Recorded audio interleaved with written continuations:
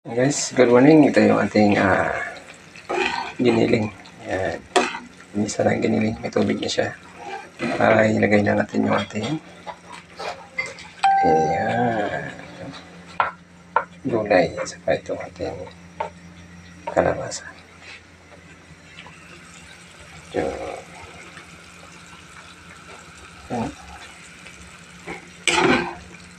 Ito yung ating giniling. Ginisa.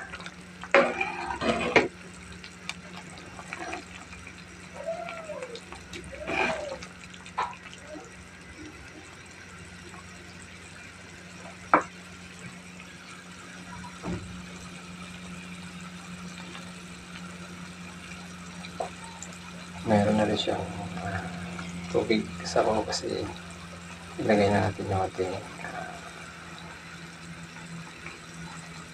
gulay, mix na gulay.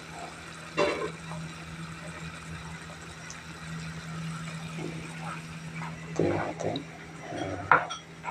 mix na gulay. Separate natin yung ating kalabasa para hindi siya madurog, overcook. Yan. Yung giniling natin ng karne, ito po yung siya